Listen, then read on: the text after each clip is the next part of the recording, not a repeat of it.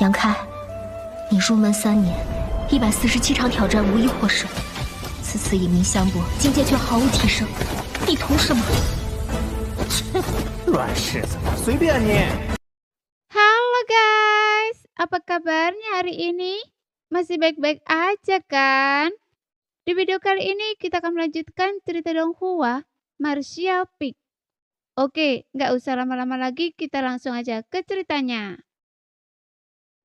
Pada saat ini, pria tua berdiri di dekat Yangke terkejut melihat pemandangan itu. Menatap sosok Yangke yang menjauh dengan tatapan kaget. Meskipun dia tahu dari 2 hari terakhir bertarung melawan energi iblis, bahwa Yangke adalah ahli alam sumber Do yang baru dipromosikan di kota hutan Maple. Dia tidak pernah membayangkan bahwa pihak lain akan begitu kuat. Teknik rahasia yang baru saja digunakannya mengandung fluktuasi kekuatan spesial yang jelas, yang berarti bahwa pihak lain benar-benar dapat memanipulasi kekuatan spesial. Jadi seniman bela diri alam sumber Do seperti itu tidak bisa lagi dianggap enteng. Sebelumnya, pria tua itu tidak terlalu menganggap serius Yangke, mengira dia hanyalah seorang ahli muda yang baru dipromosikan. Tetapi setelah Yangke menggunakan teknik rahasia itu, pria tua itu harus mengevaluasi kembali Yangke. Tepat saat itu, sebuah teriakan terdengar dari bawah. Tuan-tuan, kami mengalami sedikit masalah dalam memperbaiki formasi. Mendengar teriakan itu, pria tua itu merutkan kening dengan cepat berbalik dan bertanya dengan suara rendah. Masalah apa? Begini, Senior Qin, sang ahli formasi yang berbicara tanpa gelisah dan berkata dengan suara berat. Jika kita ingin memperbaiki lubang yang rusak ini, kita tidak boleh membiarkan kekuatan besar apapun ikut campur. Apa maksud Anda? Laki tua bermata Qin merutkan kening. Meskipun kultivasinya telah mencapai alam sumber Do, dia tidak begitu paham tentang formasi dan tentu saja tidak tahu alasannya. Dengan kata lain, jika kalian berdua terus melawan iblis-iblis ini di titik rusak formasi, kita tidak akan pernah bisa memperbaikinya. Sang ahli formasi menjelaskan dengan cemas. Tidak becus. Lelaki tua bermata Qin meraung marah. Jika apa yang Anda katakan benar, maka formasi ini sama sekali tidak dapat diperbaiki. Melihat kemarahan lelaki tua itu, sang ahli formasi mundur dengan lemah dan berkata, tidak juga. Selama kalian berdua dapat memindahkan medan pertempuran agar tidak mengganggu perbaikan, semuanya akan baik-baik saja. Bagaimana cara memindahkannya? Tanya laki tua bermata Qin dengan suara berat. Wajah sang ahli formasi berubah muram. Kemudian dia berkata, mungkin kalian berdua perlu keluar dari formasi. Sebelum dia selesai berbicara, laki tua bermata Qin berteriak marah. Omong kosong. Jika begitu, bagaimana kita akan bertahan hidup? Alasan kota hutan Maple tetap utuh ada 2. Pertama, intensitas serangan selama pengepungan iblis sehari sebelumnya tidak terlalu besar. Kedua, itu karena kekuatan formasi berlapis. Jika dia benar-benar diminta untuk meninggalkan formasi untuk melawan energi iblis dan monster, dia kemungkinan akan dirusak oleh energi iblis dan menjadi iblis sendiri. Kehilangan akal sehatnya dalam waktu singkat. Senior Qin, tolong tenang. Ini karena kurangnya kemampuan kami. Master formasi tahu saran ini agak tidak masuk akal, tetapi sama seperti tingkat keseluruhan seniman bela diri di kota hutan Maple tidak tinggi. Kemampuan master formasi juga agak biasa saja. Memperbaiki area yang rusak memang membutuhkan penghindaran gangguan dari kekuatan yang terlalu besar. Yangke dan laki tua bermata Qin terkunci dalam pertempuran sengit dengan energi iblis. Mereka tidak bisa melanjutkan pekerjaan perbaikan. Tuan tua Qin, izinkan saya pergi. Tepat saat itu, Yangke tiba-tiba berbicara. Anda! Pria tua bermata Qin menoleh ke arah Yangke setelah mendengar ini. Yangke tersenyum dan berkata, karena kita perlu memindahkan medan perang untuk memperbaiki formasi. Tidak ada cara lain. Pria tua bermata Qin tidak bisa menahan rasa khawatirnya. Berkata dengan cemas. Adik muda, apakah Anda yakin? Anda pasti tahu bahwa jika kita benar-benar meninggalkan jangkauan perlindungan formasi, itu seperti pasukan sendirian yang memasuki wilayah musuh. Energi iblis itu tidak mudah untuk ditahan. Bagaimana jika... Apakah saya yakin atau tidak? Saya hanya akan tahu setelah mencobanya. Jangka tersenyum tenang. Jika kita meninggalkannya tanpa pengawasan, kota akan jatuh ketika kita kelelahan. Mendengar Yangke mengatakan ini, pria tua bermata kin tahu bahwa memang tidak ada cara lain yang baik. Ia menggertakkan giginya dan berkata dengan suara berat, "Kalau begitu, saya akan ikut dengan Anda. Seperti kata pepatah, tak ada usaha, tak ada hasil. Saya ingin melihat bagaimana energi iblis itu akan mengikis kewarasan saya." Yangke terkekeh dan berkata, "Jika tetua Qin juga ikut, bagaimana jika ada yang lolos? Apa yang akan terjadi pada orang-orang di bawah?" Ini, Preto bermata Qin itu terkejut mendengar ini. Namun ekspresi Yangke berubah serius dan dia berkata, "Saya akan pergi, tetua Qin akan tinggal di belakang." Preto bermata Qin tahu Yangke mengatakan yang sebenarnya dan menghela nafas. "Adikku, Anda harus sangat berhati-hati. Jika Anda benar-benar kewalahan, segera mundur kembali ke kota." Yangke mengangguk. "Jika masalah ini berhasil, saya pasti akan melapor kepada penguasa kota dan memintanya untuk memberi Anda hadiah yang bagus," kata pria tua bermata Qin dengan suara berat. Namun Yangke tidak berkomentar. Dalam sekejap ia sudah melesat keluar melalui lubang itu. Pria tua bermata Qin segera turun tangan sambil berteriak, "Perbaiki formasi secepat mungkin. Jika kalian tidak bisa memperbaikinya sepenuhnya dalam 1/4 jam, saya akan melemparkan kalian semua ahli formasi keluar." Para ahli formasi di bawah tampak cemas mendengar ini, tetapi tidak berani menolak. Mereka buru-buru mulai memperbaiki formasi dengan sekuat tenaga. Di luar kota, Yangke melesat keluar dan merasa seolah-olah dia telah jatuh ke dunia lain. Dunia ini tidak memiliki cahaya, tidak ada kecerahan, hanya kegelapan tanpa batas. Aura hitam pekat yang mengalir di sekujur tubuhnya mengandung kekuatan korosif yang sangat mengerikan. Dan tampaknya ada sesuatu yang lain juga. Saat Yangke melesat keluar, energi iblis dan makhluk iblis mengerumuninya seperti anjing ganas yang melihat tulang. Dalam sekejap, area luas di dekat pria tua bermarga Qin kosong. Tidak ada lagi energi iblis atau makhluk iblis yang ingin menyerang kota melalui lubang itu. Melihat ini, pria tua bermarga Qin merasa senang, sekaligus khawatir. Ia sangat senang, gembira, karena ini berarti para ahli susunan dapat memperbaiki susunan tersebut dengan aman dan cepat. Ia khawatir, apakah Yangke dapat bertahan sampai saat itu. Jika sesuatu terjadi pada Yangke, bukan hanya misi akan gagal total, tetapi para iblis juga tiba-tiba akan memiliki seorang ahli tingkat sumber Dao. Pada saat itu, kota hutan Maple akan berada dalam bahaya besar. Tepat ketika laki tua bermata Qin itu menunggu dengan cemas, beberapa garis cahaya tiba-tiba melesat keluar dari tidak jauh. Beberapa saat kemudian garis-garis cahaya itu mendarat di dekat lelaki tua itu, memperlihatkan beberapa sosok. "Yu'er, apa yang Anda lakukan di sini?" Setelah melihat salah satu wanita ramping itu, ekspresi lelaki tua itu berubah drastis, dan ia berteriak dengan suara berat, "Tempat ini berbahaya, segera kembali."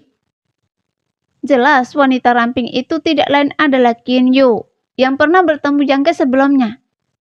Di kota hutan Maple, satu-satunya ahli alam sumber Do dari keluarga Qin adalah kepala keluarga Qin, Qin Chaoyang. Qin Yu tetap tenang setelah mendengar ini dan berkata, "Kami mendengar bahwa situasi di sini kritis, jadi kami bergegas untuk memberikan bantuan." Sambil berbicara, Qin Yu menoleh untuk melihat sekeliling dan terkejut mendapati tempat ini benar-benar damai. Selain lubang di susunan sihir di depan tembok kota, tidak ada jejak makhluk iblis sama sekali. Energi iblis dan monster di luar tampaknya tidak menyadari lubang yang rusak itu, tidak menunjukkan niat untuk menyusup. Sebaliknya, mereka berputar-putar di sekitarnya, berkumpul menuju satu titik tertentu. "Di sini," gumam Qin Yu, bingung. Bagaimana mungkin ini terjadi?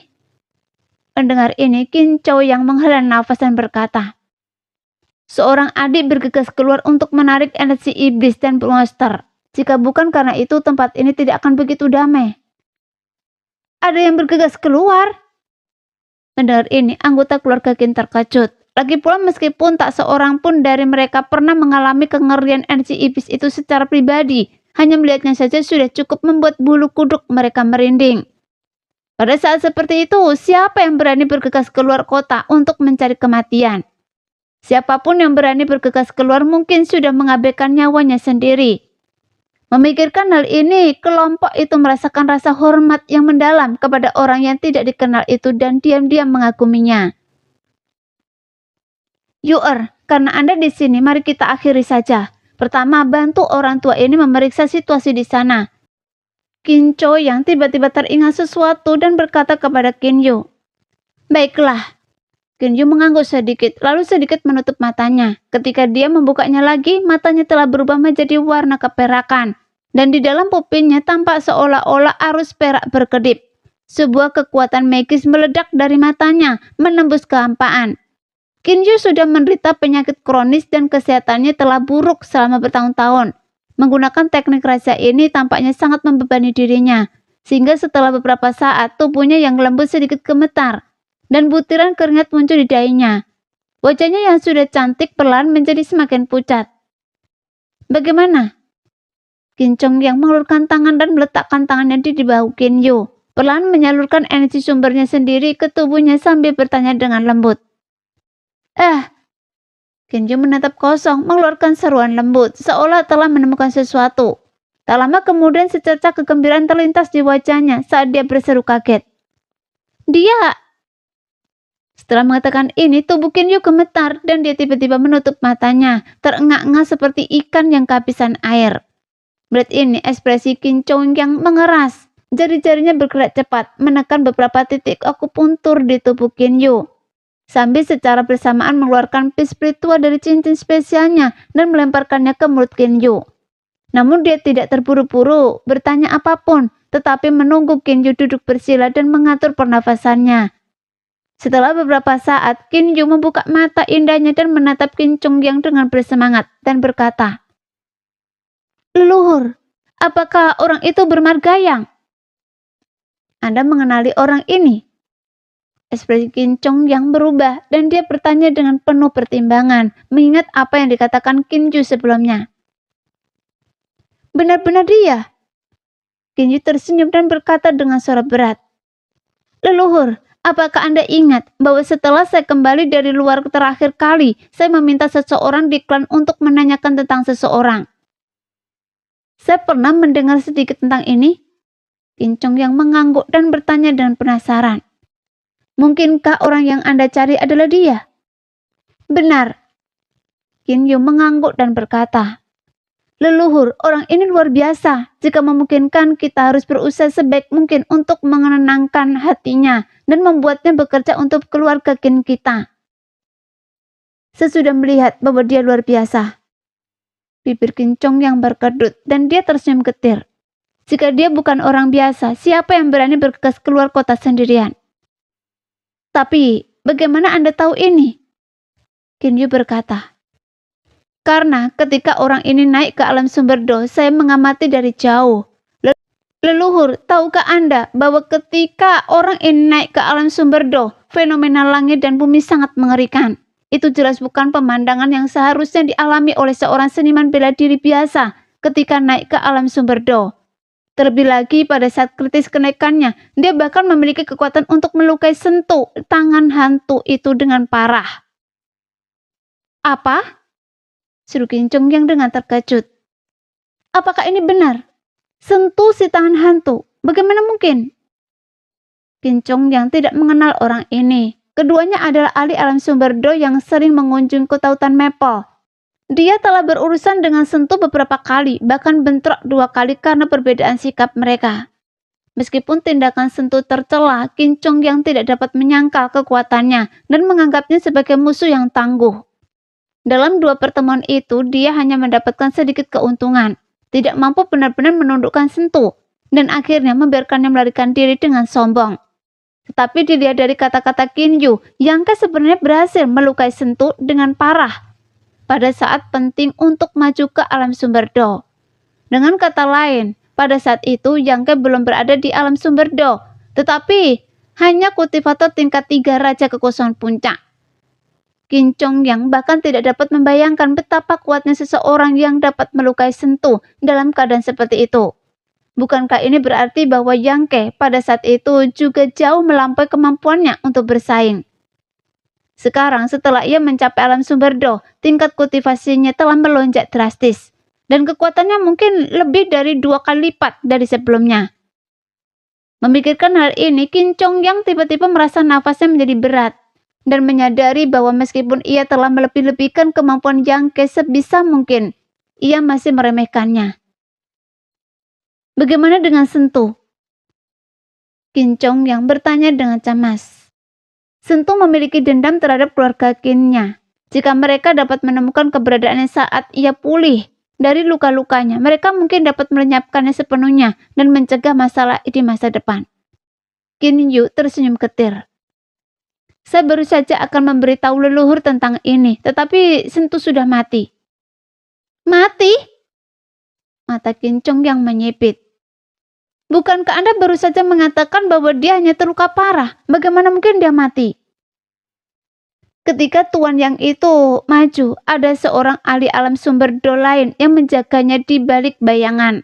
Ketika Sentu terluka parah dan mundur, dia dibunuh oleh orang itu dalam satu gerakan. Sayangnya, saya tidak melihat seperti apa rupa penjaga itu atau di level apa dia. Oh, Qin Chongyang tampak tertarik. Maksud Anda ada orang kuat tersembunyi di balik saudara Yang? Qin Yu mengangguk, suaranya penuh semangat. Leluhur, orang ini adalah seorang seniman bela diri yang tersebar. Jika kita dapat merekrutnya ke dalam keluarga Qin kita, kekuatan kita pasti akan meningkat pesat. Terlebih lagi dia memiliki ahli lain di belakangnya.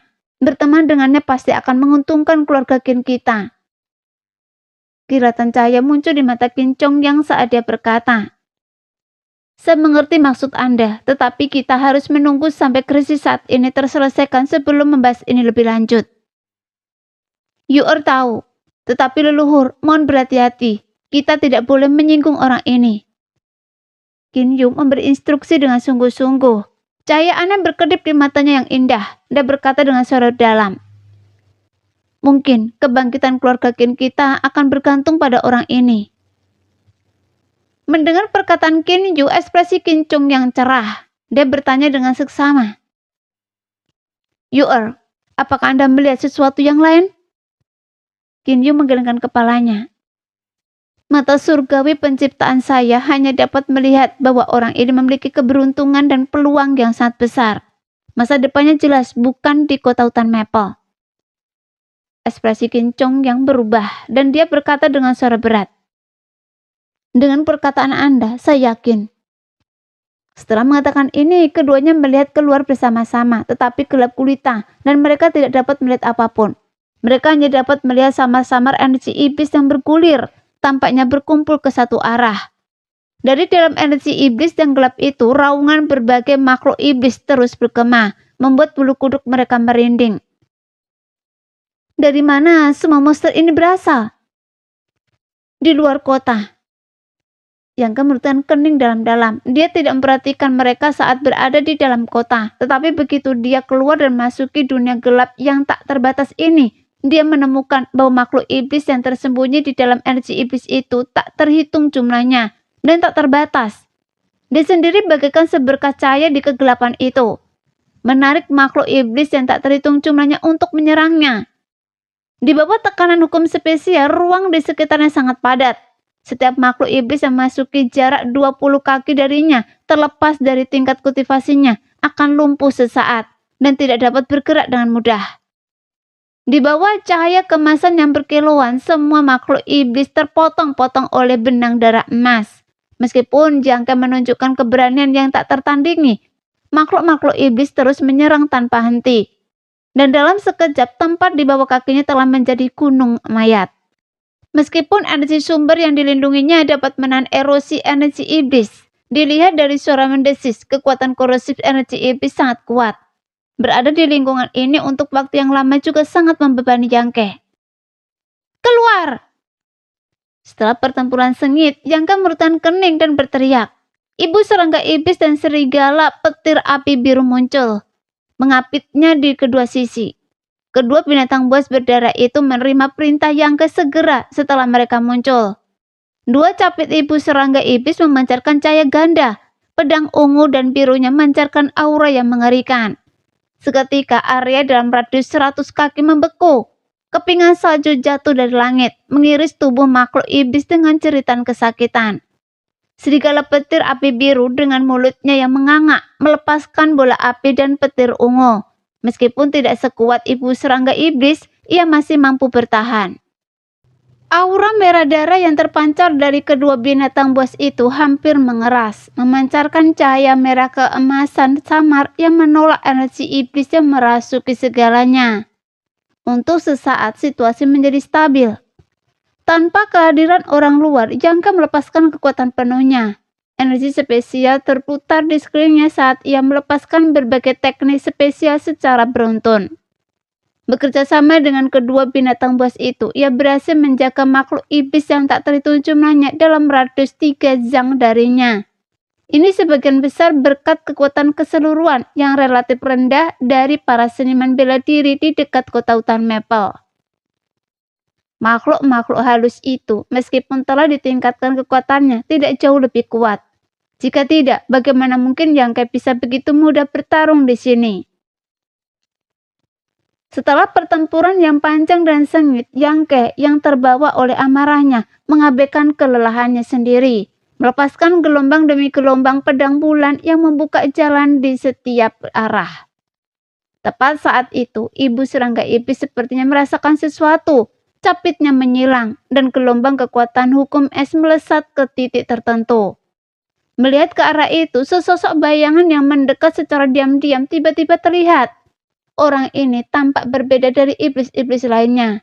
Aura jahat yang terpancar dari tubuhnya sangat kuat, diselimuti awan energi iblis yang pekat. Tidak jelas teknik rahasia apa yang dia gunakan untuk menghindari indera Yangke. Jika ibu serangga iblis tidak menyadarinya, Yangke mungkin tidak akan menyadarinya sampai dia mendekat.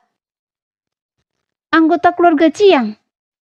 Yangke bereaksi sangat cepat. Saat ibu serangga iblis itu bergerak, Yangke mengalihkan pandangannya ke arah itu dan mengenali orang tersebut sebagai seorang tetua keluarga Jiang yang pernah ia temui di atas tambang. Namun Yangke tidak tahu namanya.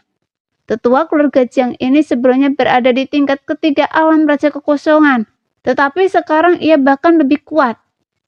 Fluktuasi energi yang terpancar dari tubuhnya telah mencapai tingkat alam sumber Dao. Anehnya, ia masih berada di tingkat ketiga alam raja kekosongan. Pikiran Yangke berpacu. Ia segera mengerti bahwa ini disebabkan oleh energi iblis. Meskipun dirusak oleh energi iblis akan menyebabkan hilangnya kewarasan, itu juga akan meningkatkan kekuatan seseorang. Setelah berubah menjadi iblis, tetua keluarga Jiang secara alami memperoleh kekuatan yang luar biasa. Namun energi iblis bukanlah maha kuasa. Energi itu tidak dapat benar-benar mengubahnya menjadi seniman bela diri alam sumber Dao. Energi itu hanya meningkatkan kuantitas energi sumber internalnya tanpa mengubah kualitasnya. Mencari kematian. Yangke sangat membenci keluarga Jiang, para pelaku yang bertanggung jawab atas krisis di kota hutan Maple. Jika mereka tidak dengan gegabah menambang lubang itu, dia tidak akan terseret ke dalam masalah ini. Dia mungkin sedang berkultivasi dengan tenang di guanya sekarang. Merasakan niat membunuh Yangke, ibu serangga iblis segera menghunus pedang kembarnya tanpa ragu-ragu. Dua pancaran cahaya dengan warna berbeda tiba-tiba bersilangan dengan menebas tubuh tetua keluarga Jiang. Suara daging yang terkoyak terdengar. Meskipun kekuatan tetua keluarga Jiang telah ditingkatkan oleh energi iblis, bagaimana mungkin dia bisa menandingi ibu serangga iblis? Setelah kilatan cahaya, tubuh tetua keluarga Jiang langsung terbelah menjadi 4 bagian dan hancur berkeping-keping. Bahkan di saat terakhirnya, dia tidak menunjukkan rasa takut, malah meraung tanpa henti seolah-olah dia menjadi gila. Tepat saat itu, sosok lain tiba-tiba muncul di samping Yangke, memegang pedang panjang yang sepenuhnya menghitam, memancarkan aura gelap. Dengan sekali ayunan pedang itu menusuk ke arah belakang kepala Yangke. Berat ini serigala petir api biru di sisi lain memuntahkan bola api sebesar anglo langsung menuju sosok itu. Pria itu tidak menghindar atau mengelak, menerima kekuatan penuh bola api tersebut. Energi iblis gelapnya lenyap dan bau hangus keluar darinya. Tetapi setelah menahan serangan itu, pedang panjangnya menebus tengkorak Yangke. Setelah serangannya berhasil, pria itu tidak bisa menahan tawa liar. Tawanya gila dan sangat jahat. "Saudara Cuhe, Anda sepertinya sedang tertawa terbahak-bahak." Sebuah suara yang terlepas tanpa alasan yang jelas datang dari belakangnya. Iblis itu tiba-tiba ketakutan dan segera berbalik, hanya untuk mendapati Yangke, yang seharusnya ia bunuh dengan satu pukulan. Entah bagaimana muncul di belakangnya, menatapnya dengan ekspresi mengejek. Tubuh dengan kepala tertusuk itu perlahan menghilang, memperlihatkan dirinya hanyalah hantu. Melihatnya menatapnya, Yangke tak kuasa menahan tawa.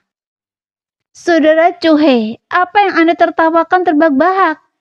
Katakan pada saya agar saya juga bisa bersenang-senang."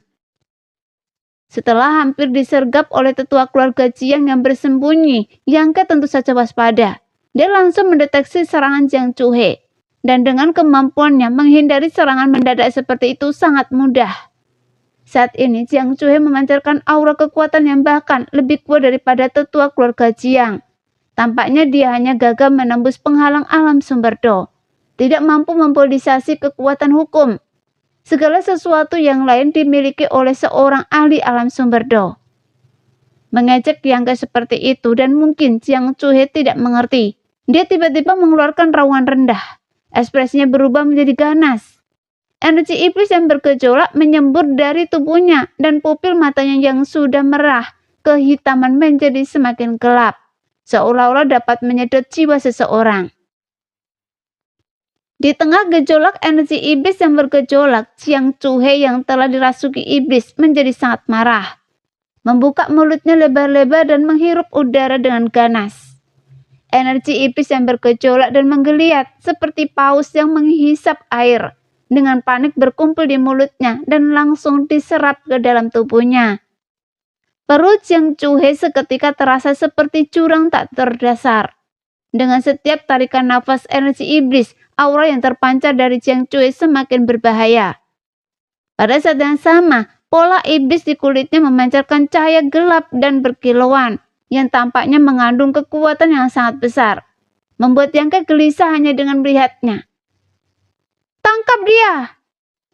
Yangke meraung, tahu bahwa dia tidak bisa membiarkan Jiang Cuhe terus seperti ini, atau sesuatu yang benar-benar tak terduga mungkin terjadi.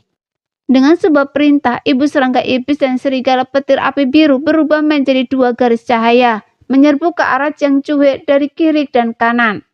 Dia sendiri mengancungkan pedang panjangnya, tubuhnya diselimuti cahaya pedang, menyatu dengan pedangnya saat dia menusuk ke arah Jiang Cuhe. Menghadapi serangan yang begitu ganas, Jiang Cuhe sama sekali tidak menunjukkan rasa takut. Ia hanya membuka mulutnya lebar-lebar, melepaskan raungan mengokakkan telinga yang menggema di sekitarnya. Bersamaan dengan raungan itu, seberkas cahaya hitam pekat menyembur dari mulutnya, mengembun menjadi seekor naga hitam yang menggeliat dan menerjang Yangke dengan taring dan cakar yang terbuka. Mata Yangke menyipit melihat pemandangan ini. Pedang panjangnya berkilat cahaya, berubah menjadi kekuatan pembunuh yang menelan naga hitam itu dalam aura pedangnya. Sementara itu, Jiang Cuhe melepaskan pukulan mengenai kepala serigala petir api biru yang baru saja mendekatinya. Binatang buas berdarah ini yang awalnya memiliki kekuatan tingkat pertama alam sumber Do mengeluarkan rintihan pilu. Tubuhnya yang besar terlempar. Bahkan sebelum mendarat ia telah terjerat oleh energi iblis yang tak terhitung jumlahnya. Tidak mampu melepaskan diri. Aura pelindung energi darah di sekeliling tubuhnya terkikis oleh energi iblis, mengeluarkan suara mendesis yang menusuk telinga. Dan sekejap sebuah lubang besar terbentuk di dalamnya, memungkinkan energi iblis segera meresap ke dalam mulut dan lubang hidungnya. Pada saat yang sama, kilatan cahaya ungu dan biru muncul menyelimuti induk serangga iblis itu dengan aura yang mengerikan. Dua pedang dicapitnya menyatu menjadi satu, tiba-tiba mencarkan cahaya menyilaukan. Seketika menghilangkan energi iblis di sekitarnya dan mengembun menjadi pancaran pedang besar yang menebas ke bawah. Jiang Chuhe tampaknya menyadari bahwa serangan ini bukanlah sesuatu yang dapat ia tahan secara langsung, dan dengan cepat memutar tubuhnya, menghilang dari tempat itu. War! Begitu dia menghilang, pancaran pedang itu menghantam tanah, mengukir parit yang dalam ke bumi, membuat tanah berhamburan. Di sisi lain, Yang Ke akhirnya berhasil memotong naga hitam itu menjadi beberapa bagian, menoleh untuk melihat nasib serigala petir api biru. Yang Ke dalam hati berteriak ketakutan. Dia dengan cepat bergerak ke sisi binatang buas darahnya sendiri, meraihnya dan melemparkannya ke dalam mutiara mistis. Jika dibiarkan tanpa pengawasan, serigala petir api biru kemungkinan akan berubah menjadi binatang iblis dalam waktu singkat. Meskipun telah mengerahkan dua binatang buas darahnya, Jiang Chuhe telah melumpuhkan salah satu dengannya dalam sekejap. Yang membuat Yang Ke marah dan membuatnya sepenuhnya menyadari betapa mengerikannya peningkatan kekuatan makhluk iblis setelah berubah. Sebelumnya, dia bisa dengan mudah menghancurkan seseorang seperti Jiang Chuhe hanya dengan jentikan pergelangan tangannya. Perbedaan antara alam sumberda dan alam raja kekosongan bukanlah hal yang main-main. Di dalam energi iblis semuanya hening. Setelah menghindari serangan induk serangga iblis, Jiang Chuhe tampaknya telah sepenuhnya menyatu dengan energi iblis di sekitarnya, menghilang tanpa jejak. Dia pasti telah menggunakan keuntungan ini untuk mendekati Yang Ke. Tanpa jejak musuh, induk serangga iblis berdiri diam di tempatnya. Seluruh tubuhnya diselimuti cahaya putih yang berkilauan. Cahaya putih itu memancarkan aura yang sangat dingin, manifestasi dari niat pedang Sui Ruo King Tian. Anda pikir bersembunyi akan berhasil? Yang Ke mencibir. Matanya berkilat saat mata iblis penghancur dunia miliknya terwujud. Dia melihat sekeliling dan dengan cepat melihat sosok samar yang tersembunyi tak bergerak di dalam energi iblis. Jika bukan karena kemampuan mata iblis penghancur dunia untuk melihat menembus ilusi, bahkan dengan indera ilahnya yang sangat kuat, dia tidak akan pernah bisa mendeteksinya. Terlebih lagi, tidak jauh dari sana, lebih banyak sosok diam-diam mendekat, menggunakan energi iblis untuk bersembunyi. Aura yang dipancarkan dari masing-masing sosok ini tidak jauh lebih lemah daripada aura Jiang Chuhe, dan satu atau dua bahkan lebih kuat. Hati Yang Ke bergetar, dia menyadari bahwa dia telah berlama-lama di luar. Menarik permusuhan lebih banyak iblis, dan iblis-iblis kuat di kemungkinan besar adalah anggota keluarga Jiang yang telah berubah wujud. Karena salah satu sosok itu memiliki kemiripan yang luar biasa dengan Jiang Lin, patriark keluarga Jiang, hampir identik. Sudah Yang, cepat kembali ke kota, formasi besar akan segera diperbaiki. Tepat pada saat itu, teriakan Qi Chong Yang tiba-tiba terdengar dari kejauhan. Wajah Yang Ke berseri-seri gembira, mengetahui misinya telah selesai, tetapi dia enggan untuk mundur. Melihat lebih banyak iblis mendekat, dia menggertakkan giginya dan memberi perintah kepada ibu serangga iblis. Detik berikutnya, ibu serangga iblis melepaskan teknik pedang terkuatnya, salju sebening langit. Aura es turun ke area tertentu di depan dengan ayunan pedang ungu dan cian. Seketika membuat area itu sangat dingin. Hukum es berputar di dalam ruang angkasa, mengikis 4 penjuru bumi seperti racun. Para iblis yang bersembunyi perlahan di dalam energi iblis lengah, dan semuanya terkena serangan. Raungan terdengar naik turun dan sosok-sosok muncul satu demi satu. Iblis-iblis ini melepaskan teknik rahasia mereka sendiri untuk menghilangkan kekuatan es yang mengelilingi mereka. Memanfaatkan kesempatan ini, Yang Ke melesat ke sisi Jiang Chuhe. Memadatkan! Yang Ke meraung, pikirannya melepaskan kekuatan hukum spesial, mengunci area itu. Sosok Jiang Chuhe langsung terungkap, tetapi sedikit kepanikan terlintas di wajahnya yang mengerikan saat ia berjuang mati-matian. Kulitnya yang terbuka dipenuhi pola iblis yang berkedip dan urat-urat yang menonjol, membuatnya tampak sangat menakutkan. Namun, ia tidak dapat sepenuhnya lolos dari pengaruh hukum spesial. Bagaimanapun, ia hanyalah iblis yang berubah dari seniman bela diri Raja Kekosongan level 3. Sama sekali tidak berdaya melawan batasan hukum langit dan bumi. Tebas! Yang mengayunkan pedang panjangnya ke bawah dengan ganas. Gelombang keinginan untuk bertahan hidup tiba-tiba muncul di mata gelap Jiang Chuhe. Dengan kekuatan yang tak diketahui, ia berhasil memiringkan kepalanya ke samping. Kilatan cahaya pedang dan sebuah lengan terputus dengan bersih. Darah hitam menyembur dari luka tersebut. Jiang Chuhe berteriak kesakitan.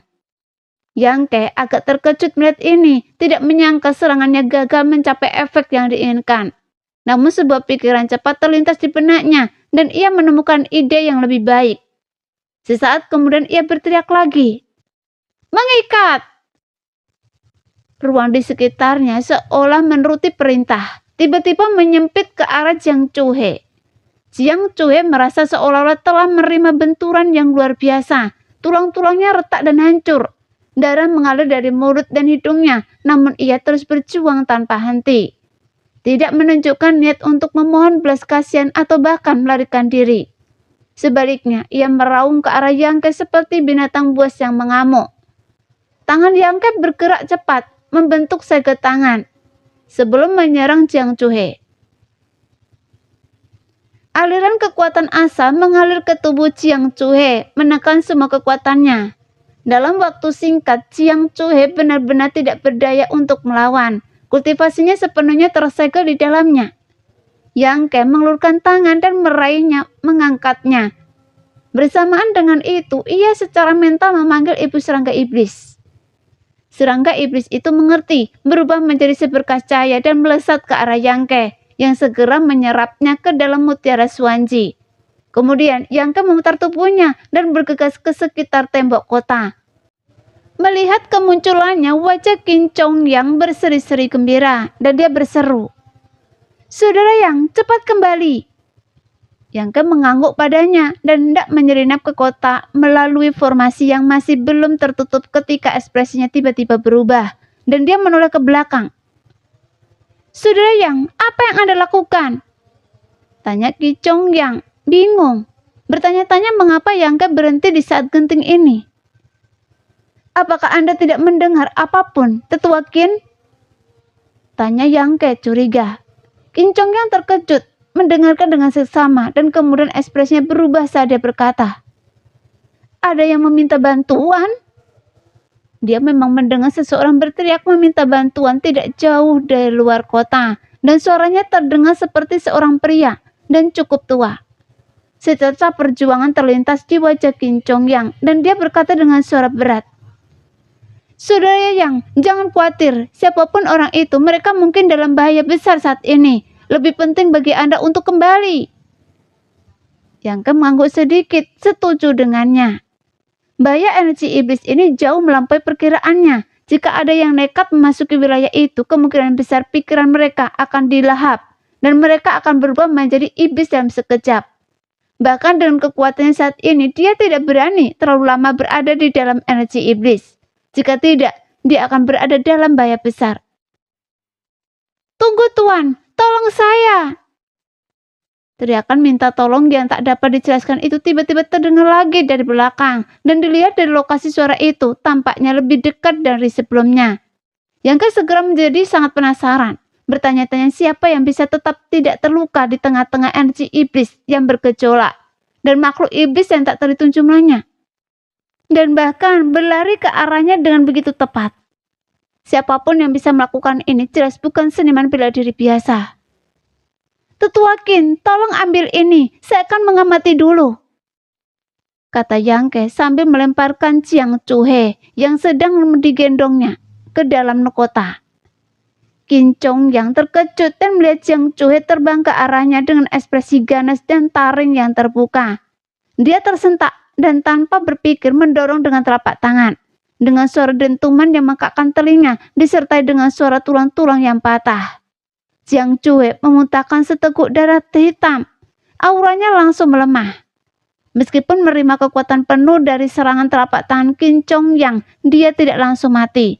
hanya roboh ke tanah sambil mengerang. Iblis!